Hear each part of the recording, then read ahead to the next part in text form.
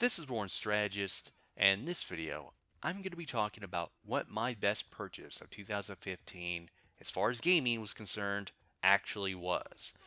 And I'm going to say that for the amount of content that I got, for the amount of money that I spent, it would definitely have to be Gears of War Ultimate Edition. And that, to say the least, is a very fun fucking game. And for the amount of content that you get for the price, it is definitely worth the money if you haven't already gotten it already. As a matter of fact, in some places you can probably get it for $20, depending on where you go. Brand new, mind you, whether that be digital or a hard copy. And I would definitely say it's really worthy of your time and consideration, especially if you love shooters. Now, granted, this is a third person shooter. This isn't a traditional first person shooter, which I think the bulk of the populace is accustomed to, but nonetheless is a great game and definitely worthy of your time and consideration. And that's coming from a person that's not necessarily the biggest Gears of War fan. I like Gears of War, but I'm not in love with Gears of War. And that should say something because even though I'm not a huge fan of Gears of War, I still really like Gears of War. And as a result, I would definitely recommend that you pick it up if you haven't got an opportunity to play it or purchase it as of late. With that said, you do get a lot of content with the game. And I'm not just talking about the content that comes with the Ultimate Edition itself, I'm talking about all the other games that have come out on the Xbox One. And I'm talking about, the 360 version of Gears of War 1, Gears of War 2, Gears of War 3, and Gears of War Judgment.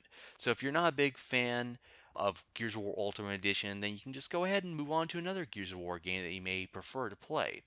And you're probably wondering, well, why would you go ahead and do that? Because it plays at 1080p, 60 frames per second. Well, one thing I was kind of disappointed with was Gears of War Ultimate Edition was the fact that it didn't necessarily have the same mechanics as Gears of War 3 because I loved to be able to utilize certain weapons such as the Retro Lancer or the Flamethrower. And I have yet to see those in Gears of War Ultimate Edition. Granted, I haven't played it for a while. Maybe they introduced that in a patch or an update or whatever or something like that, but I haven't seen it as of this point in time. Hopefully they add them in, but who knows? Now, aside from that, certain things you can't do is like being able to mantle kick. That was something that was obviously absent from Gears of War Ultimate Edition. Nonetheless, I didn't really feel as if I missed it all that much. Still, I would prefer to have it rather than not have it.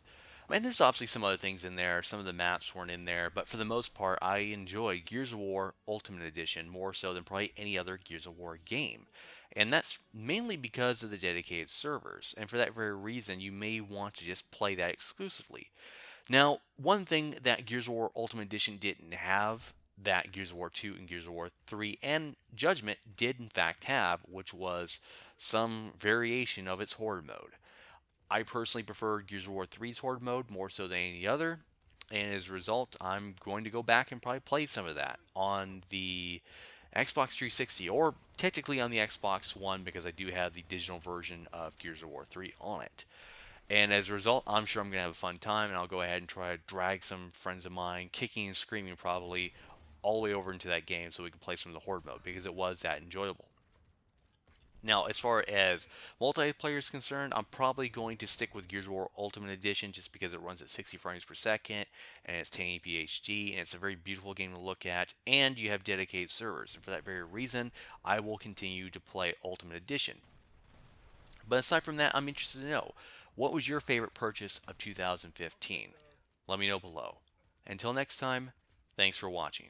And for more objective reviews, strategy guides, commentaries, and more, stay tuned to this channel.